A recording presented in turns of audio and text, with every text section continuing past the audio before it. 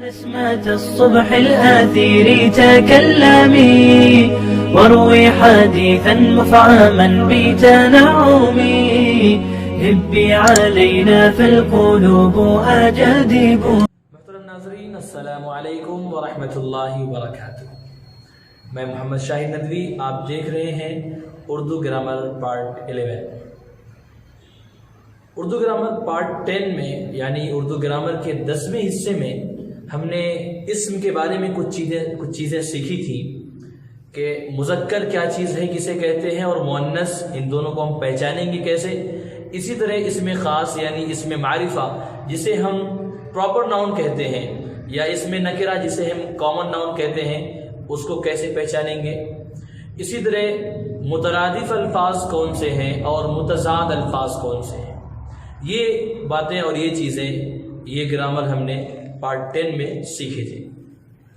آج کی اس ویڈیو میں ہم سیکھیں گے ضمیر کے بارے میں، اسم ضمیر کے بارے میں۔ جیسے کہ ٹائٹل میں آپ دیکھ رہے ہیں اسم ضمیر، تو اسم اس سے پہلے لگا ہوا ہے تو ظاہر ہے اسم کی ہی جگہ پر وہ آنے والی چیز ہے۔ تو آئیے ہم اس کو شروع کرتے ہیں، لیکن شروع کرنے سے پہلے اگر آپ ہمارے چینل پر پہلی بار آئے ہیں اور ہمارے چینل کو سبسکرائب نہیں کیا ہے تو آپ پہلے اسے سبسکرائب کر لیں اور بیل آئیکن کو ضرور دبائیں تاکہ ہمارے آنے والی جو ویڈیوز ہیں وہ آپ تک آسانی سے پہنچ سکیں۔ اسی طرح اگر آپ ہمیں فیس بک پر دیکھ رہے ہیں تو ہمارے پیج کو لائک کریں اور فالو کرنا نہ بھولیں۔ آئیے دیکھتے ہیں اسم ضمیر کسے کہتے ہیں۔ اسم ضمیر وہ اسم ہے جو کسی اسم کی جگہ پر آتا ہے، یعنی مثال کے طور پر میرا نام، میں محمد شاہد ہوں، یا کسی کا نام زید ہے۔ اب ہم اس کے بارے میں کوئی بات کر رہے ہیں تو اس کے نام کو نہ بول کر، اس کے نام کو نہ استعمال کر کے اس کی جگہ پر کوئی ایسا لفظ لے آئیں جو اس کی شخصیت کی طرف، اس کے نام کی طرف، جس سے اشارہ ہو جائے اور ہم اس سے بات کو سمجھ جائیں کہ ہم کس کے بارے میں، یا آپ ہم سے کس کے بارے میں بات کر رہے ہیں، اسے کہتے ہیں اسم ضمیر، جسے ہم انگلش میں پروناؤن کہتے ہیں۔ اسم کو ہم ناؤن کہتے ہیں اور ضمیر کو پروناؤن کہتے ہیں۔ تو ضمیر وہ ہے جو اسم کی جگہ پر آتا ہے، جیسے کہ یہ ایک قلم ہے۔ اب میں اس کو کہوں یہ میرا قلم ہے، یا ہم کہوں یہ زید کا قلم ہے، میری اور آپ سے کوئی بات چیت ہو رہی ہے تو میں کہوں یہ اس کا قلم ہے، یعنی ایسا نام یا ہماری گفتگو ایسی ہو رہی ہو جس سے اشارے اگر کرنا پڑ رہا ہے، اس اشارے کے ذریعے آپ سمجھ جائیں کہ کس کی بات ہو رہی ہے۔ تو میں کہوں یہ اس کا قلم ہے، تو اس کے اندر جو اس کا قلم، یہاں پر نام یعنی جس کا قلم ہے اس کا نام نہیں پر یہاں پر نہیں آ رہا ہے، بلکہ ایک لفظ آ رہا ہے جس سے اس کی شخصیت کی طرف اشارہ ہو رہا ہے کہ یہ قلم اور یہ پن کسی اور کا ہے جس کے بارے میں ہماری بات چیت ہو رہی ہے۔ اسی لیے میں کہوں، اسی طرح کہوں کہ میں جا رہا ہوں، اس کے اندر میں یعنی آئی، میں، یہ پروناؤن ہے، اسم ضمیر ہے۔ وہ رو رہا ہے، یہاں پر نام نہیں لے رہا ہوں میں، لیکن میں نے کہا وہ رو رہا ہے، وہ رو رہا ہے، آپ سے میری بات چیت ہو رہی ہے، آپ سمجھ گئے کہ وہ سے مراد کون ہے، وہ یہ پروناؤن ہے، اسم ضمیر ہے۔ ہم جاگ رہے ہیں، مثال کے طور پر ہم جاگ رہے ہیں، اس کے اندر ہم یعنی وی یا ہم، اس کو پروناؤن کہتے ہیں، اسم ضمیر کہتے ہیں۔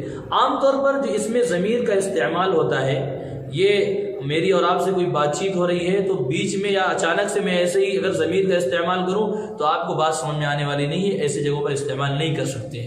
بلکہ اسم ضمیر کا استعمال عام طور پر ایسی جگہوں پر ہوتا ہے، مثال کے طور پر ہم کوئی مضمون لکھ رہے ہیں، کوئی ایسے لکھ رہے ہیں، اس کے اندر ہم پروناؤن کا اور اسم ضمیر کا زیادہ سے زیادہ استعمال کرتے ہیں تاکہ وہ ہمارا مضمون اچھا اور خوبصورت بن سکے۔ اگر ہم بار بار کسی کا نام کسی مضمون میں لیتے ہیں تو مضمون بہت ہی بھدا ہو جاتا ہے اور اس کے اندر جملوں میں خوبصورتی نہیں پیدا ہوتی ہے۔ جیسے میں آپ کے سامنے ایک چھوٹا سا مضمون لکھتا ہوں یا میں بولتا ہوں، ایک مثال کے طور پر جیسے میں کہوں زید ایک لڑکا ہے، وہ نہایت ہی شریف ہے، وہ پڑھنے لکھنے میں بہت ذہین ہے، لوگ اس کی ذہانت کی مثال دیتے ہیں، لوگ اس کی ذہانت کی مثال دیتے ہیں، اور اس کے پاس ایک سائیکل ہے، اس کے والد صاحب ڈاکٹر ہیں۔ تو آپ نے دیکھا میں نے جتنی بھی باتیں ابھی کہی ہیں، شروع میں جب میں نے اس مضمون کو شروع کیا تو میں نے نام لیا زید، اس کے بعد جتنے بھی باتیں جتنی بھی صفات اس کی آئی ہیں اس میں میں نے کہا ہے وہ اس اسی طرح کے ایسے الفاظ میں نے استعمال کیے ہیں جس سے زید کی طرف اشارہ ہو رہا ہے اور سامنے جو جس سے بات چیت ہو رہی ہے جو مخاطب ہیں ان کو بھی بات سمجھ میں آ جا رہی ہے. جیسے میں آپ کو ایک مثال لکھ کر مضمون کی دکھاتا ہوں. زید ایک لڑکا ہے وہ نہایت ہی نیک اور شریف ہے. وہ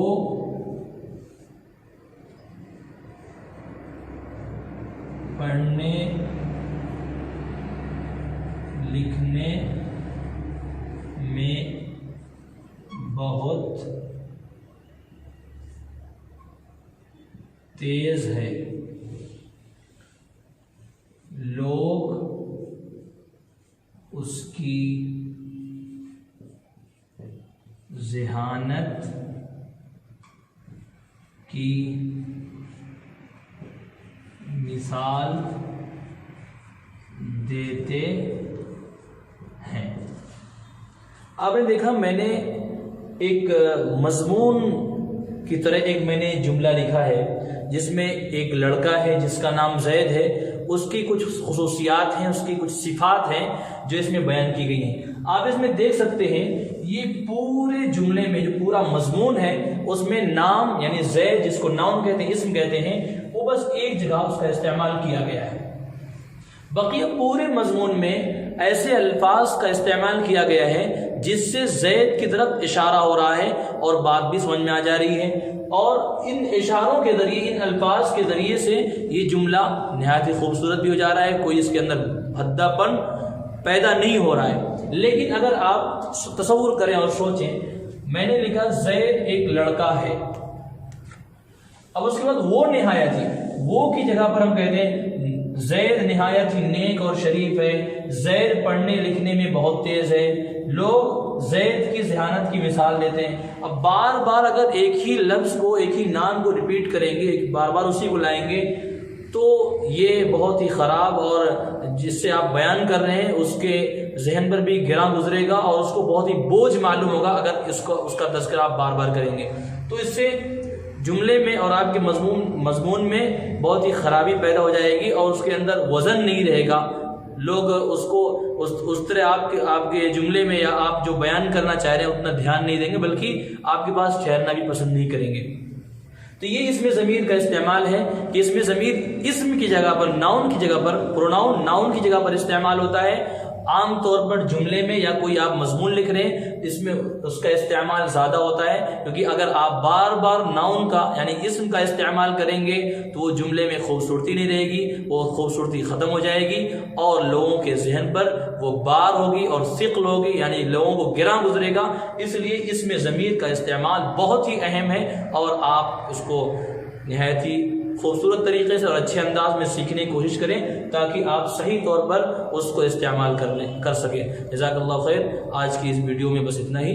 انشاءاللہ پھر ملیں گے اگلی ویڈیوز کے ساتھ. تب تک ہم آپ سے رخصت چاہتے ہیں. السلام علیکم.